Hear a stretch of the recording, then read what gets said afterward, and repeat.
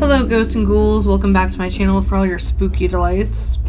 The music playing in the background I created using Music Maker. If you like it, let me know in the comments, and if you would like me to continue making music for videos in the future.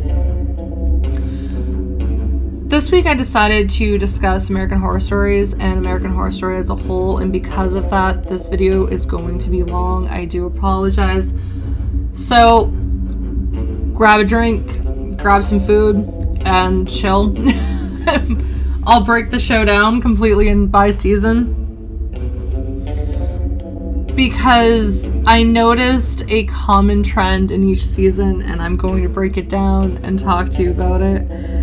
There are controversial themes in every single season, and I'm sure some of you have noticed it. I surprisingly did not until I did some research on the show and the different seasons. And the controversial themes seem to be centered on horrors in American society as a whole, which makes sense considering the name is American Horror Story. I'm a huge American Horror Story fan, if that wasn't clear. It's probably not surprising since most horror fans are fans of the show. However, my fandom comes more from the history elements within the seasons. And because I'm such a history nerd, I did do research during each season, because I noticed historical facts, I would say, and I wanted to know how accurate the show was depicting those, and I found all kinds of stuff. So, for instance, Murder House. They showed the surgeon that was conducting illegal abortions out of his basement for desperate women. That probably did happen in America during that time period because abortions were illegal. Today in America, abortions are legal, but each state has their own restrictions, and some states are more strict than others, making it hard for women to have access to abortion clinics and resources. And I did find in recent news that Louisiana, I believe it's Louisiana, and Texas are trying to make abortions illegal again. Let me know what you think of that in the comments. I know it is one very controversial topic, and one that's very debated, because on one side you have people that feel that it should be legal in certain circumstances. So if it was like the woman was sexually assaulted, or if a young girl became pregnant from molestation, what have you, that should be legal in those cases. Or if the woman is going to die or complications or what have you, then that should be accepted and legal. On the other side, on the illegal side, you are harming a child and committing murder because you are killing a child. So on the illegal side, that is their stance, and no matter what, abortion should never be legal. And then you have the middle ground where abortions should be legal no matter what, and it should be up to the woman. I lean more towards it should be the woman's choice, because it is not an easy decision to make, and sometimes it's not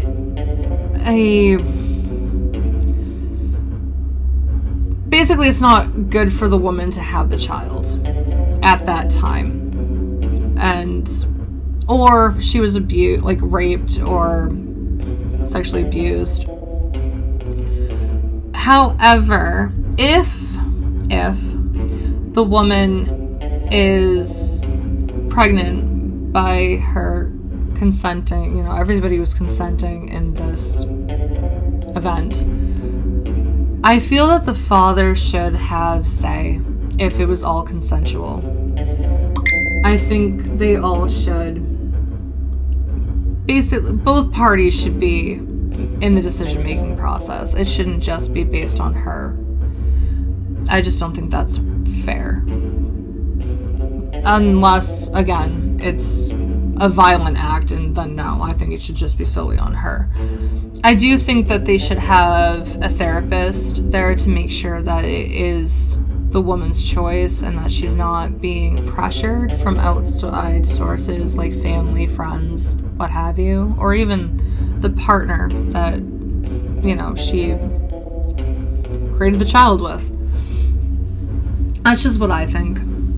And also in Murder House, you also had the school shooting, which that's a big issue in America as well. One that is heavily debated and controversial. Some people take the side that guns should be banned and you'll get rid of the problem. Others believe that there is a bigger issue that is being ignored and not being addressed. I lean more towards that. I think there's a bigger issue that we're overlooking and focusing more on the tool instead of the underlying bigger problem. Again, that's just my opinion. From Murder House, we go to Asylum, and Asylum focused on mental institutions of old and how patients were treated, as well as what was considered a mental illness. And yes, this is my favorite season. I did a lot of research on this. So, pretty much anyone who didn't follow the perceived social norms were put into the institution. For example, you had the woman that was a sex addict, you had Lana who was a lesbian, and I am wondering if Kit was placed here not just because of the murder of his wife, but also because he was married to a person of color. And during that time period, that wouldn't have been as accepted as it is today. And people that didn't fit the social norms were put into the institution. So I am wondering if that's really why he was there. I know he said that aliens did it or something like that, but I still wonder if that's also a contributing factor to why he was placed there.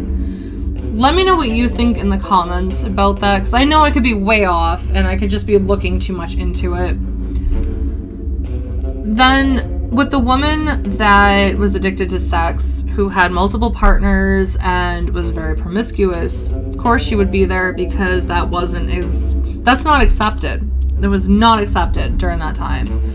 Sex was something that was to be kept behind closed doors, unless you were a guy. But you could only talk like that around other men. So making jokes and stuff like that, that was seen as pretty acceptable. Even today, it's kind of accepted. Whereas, but today with women, it's not really any different. We don't institutionalize our women, obviously, but we do shame them for being open about sex, for being promiscuous. When a woman has multiple partners, automatically we call her a lot of different names. Horrible names. And when a woman is involved in sex work, it's even worse. We don't respect them. So when something happens to them, we believe that they deserved it. And in no case does a woman deserve that type of treatment. And when women aren't involved in sex work and something happens to them, automatically we barrage the victim with, what were you wearing? What were you doing? Were you drinking? How much did you drink? Did you take anything? Were you high? Where were your friends? If she knows the person, it's even worse. No one really wants to believe her because you were married to the person or dating the person that committed the act. So it's really difficult and a very controversial issue. And it even can go to when women are the perpetrators, the ones that are the abusers. Take the case with Johnny Depp and Amber Heard. I know it's a very controversial case as well.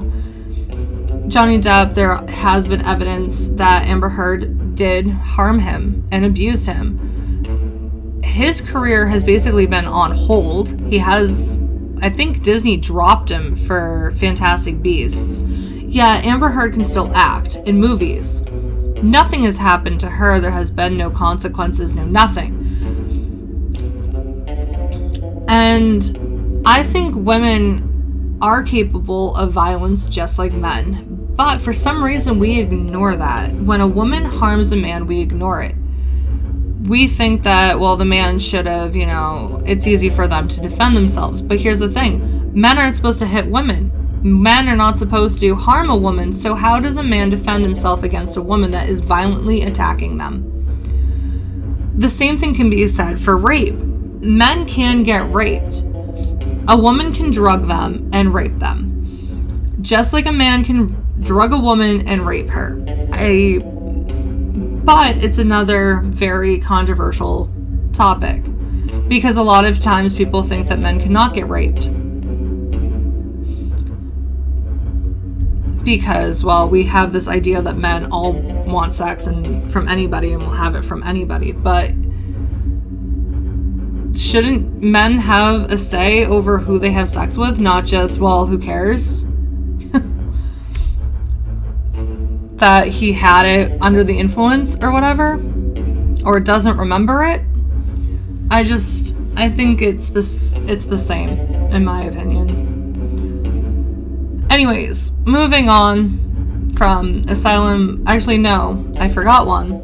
Lana being there, because she is a lesbian, and why she was there was because she was a lesbian, and they deemed it unacceptable. And it was in the DSM that if you were gay or a lesbian during that time, it was in the DSM as being a mental illness. We don't institutionalize our gay people or lesbians anymore. I think we still have conversion therapy, but we're not going to go there for this video. The issue that gays and lesbians and bisexuals and trans and others go through today, they're still ostracized and still treated terribly. At least I know that in America. I don't know about overseas, but I do know that trans all around the world are not treated as kindly as they should. And from my own experiences, and this is actually my own experience, I am a bisexual. I am still trying to come to terms with that. It is not something that is easy for me to accept. And that is because growing up as a little girl, I actually had crushes on girls. I didn't have a crush on a boy until my adolescent years, till I was like 14. I think that's when I had my first crush on a boy. But I still had crushes on girls. And around the age of, I want to say 9, 10, I started hearing my peers make fun of gays and lesbians and trans, and I would hear how disgusting they were, and it was not a good thing if you were a lesbian, gay, trans. I never heard bisexual. Well, hearing this and having my peers have this negative viewpoint already on something that I was confused by because I had crushes on girls, and according to my peers, that was not okay. That was not acceptable. It was odd and disgusting. So hearing that at a young age and then going into adolescent years, I already was terrified of who I was, because according to me, when I hit 13, I thought I was a lesbian, and I was terrified of it. I was so scared of being that. And adolescent years, I saw the abuse of gays, lesbians, and that's when I actually heard the term bisexual. There was 2 girls in my shop. I was in a trade school, and rumor got out that they were experimenting with one another and they had boyfriends. So people, of course, slapped the label that they were bi, and they hated that. They said, you know, don't slap us with labels. Well, guys would approach them in the hallway and tell them that they haven't had a real man. And others would tell them to bring each other and have a grand old time, the three of them. The girls in my shop, how they would treat them was ostracize them. Not all of them, but a good majority of them did. And when they went into the locker rooms, the room would empty when they were there. And I thought it was odd, and I didn't understand why they were being treated like this. And I was terrified of being like them because of what they were going through. But because I didn't date anyone for almost my just about my 4 years of high school, rumors got out that I was a lesbian, and the girls started the same stuff with me that they were doing to those two girls. And I couldn't handle it. I tried everything in my power to deter that, because I did have crushes on boys, so I would try to bring up boys that I did like, but it wasn't good enough. And I was so confused by my feelings for having crushes on both boys and girls that I went to my mom, and my mom told me that bisexuality is not real, that it was created for men's fantasies and nothing more. It doesn't exist. Well, that confused me even more. When I went to my friends, they told me that bisexuals were just confused. They didn't know what they were. They couldn't pick one. And others told me that you aren't gay or lesbian or bi unless you experiment with those of the same gender as you. Then you'll know for sure what you are. And that made it even worse. So with no real answers and no explanations of what I was feeling, I ran ahead and rushed into a relationship with a guy just to quench the rumors about me being a lesbian, because I hated the abuse I was getting, and I thought it would stop the abuse, and I was wrong. Because I had mostly male friends, a new rumor started because I was dating a guy, and I'm not gonna say what the rumor was, but you can pretty much put two and two together.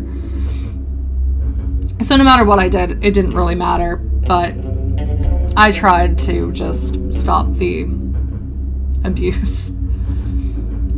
So now, as an adult, I'm trying now to accept that this is who I am. I am bisexual. I have had numerous crushes on females and boys, males.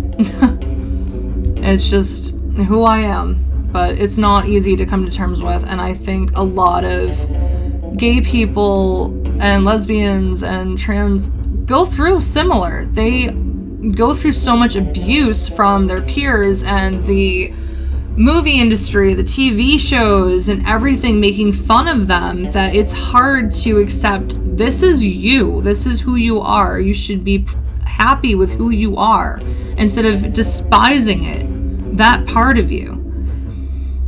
It's not easy. And every Pride Month, I listen to so many people saying that gay people shouldn't have Pride Month because we have rights, so we should shut up and stop asking for more. Well, yes, we can get married, we can get jobs, but we are not respected or treated as a straight person. We still have to deal with verbal abuse and our co-workers and people avoiding us because we're not the same as them. And this isn't everywhere, because some places are better than others, of course. but I'm just going on my own experiences and from what I've heard from others. So, it being an American Horror Story, it showed how horrible they were treated back then, but they're still pretty badly treated today. Moving on from Asylum, and I do apologize for how long I went on that tangent, we go to Coven. And the creators show the history of race. But they didn't do a great job with it, in my opinion. I mean, they showed, you know, how horrible slave owners were with Madame Lalaurie, and how she treated her slaves is accurate in horrifying detail in the show. They did depict it very accurately. And I never heard of this woman until I did do research, and I did find that, yeah, they were pretty accurate on that. I just feel that they missed the mark on the struggles people of color go through in our present time period and even back then. They showed it a little bit with Madame Lalaurie and slavery, but they didn't show it from the civil rights movement to here, where we are now. And I was kind of disappointed in that because they do focus on societal issues and they kind of skipped this one, it seems. I mean, I was happy that they put in Marie Laveau because she was respected as the Voodoo Queen of New Orleans. I'm not sure what was depicted in the show was accurate in terms of the voodoo practices. I do have a voodoo fascination, but I haven't really researched it extensively.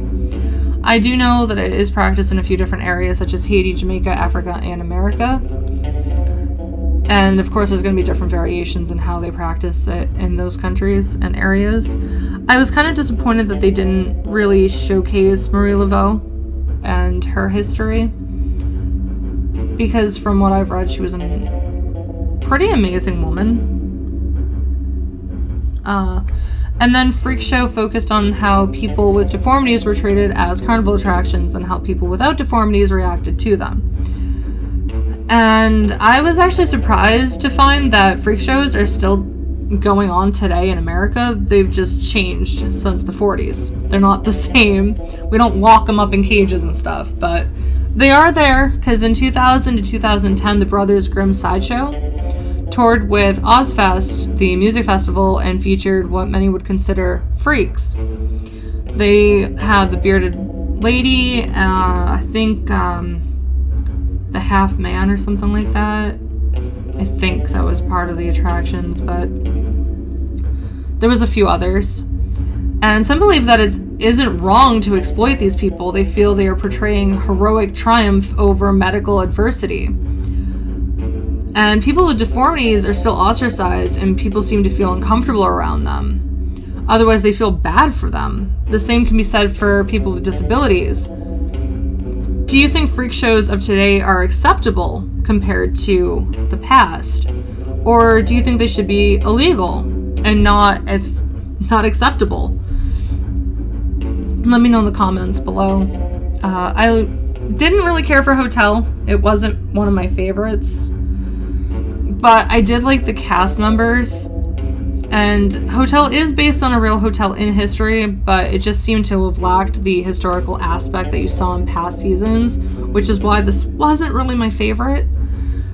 I liked that Matt Bomer was in it, partially because White Collar. I loved him in that. I also adored Dennis O'Hare's character in this season, mostly because I don't know if he was trans in the show, like his character was trans in the show, but you saw how he was treated from his family when they found out that he liked to wear dresses and feel pretty, and I felt bad for him for how his family reacted to him and kind of cut him off and kicked him to the curb, basically. I mean, for the show, though, don't get me wrong, I liked the vampire aspect. I thought it was a different take on the myth, but it didn't hold up to past seasons for me. And Lady Gaga actually did a really good job with her character, I thought. And I liked that you saw people from the past seasons in this. Like, I can't think of her name. Angela Bassett. I think that's how you pronounce her name. I love her. So I was happy to see her in this again. But it wasn't the same without Jessica Lange, I will admit that. I missed her in this, and I never realized how much I would miss her. But she was such a iconic character, basically. All of her characters were so iconic in every season, so that when she wasn't here, it just... You knew something was missing, and I feel like she was it. She was what was missing. From there, you had Roanoke, which had promise, but again, it wasn't my favorite. I mean, we finally get the historical aspect again, which I liked, and Kathy Bates' character kind of made the season for me, but it still felt like something was missing, and I'm just not sure what. And I don't know if it was Jessica Lange for this one either, but might be. And I will say, though, Lady Gaga's character in Roanoke was creepy as hell. She freaked me out, more so than anybody else in that season. And since then, the show has been going downhill for me. I hated Cult and Apocalypse. Although Apocalypse, I liked some aspects of it. Like, I liked how you kind of... They tied up the murder house with Apocalypse. I kind of liked that. At least it did for me. So when I saw, and I didn't like 1984 either. I forgot all about that season because it just wasn't that good. It was too much your typical slasher, except I liked how the ghosts were stuck there, but it reminded me too much of Murder House.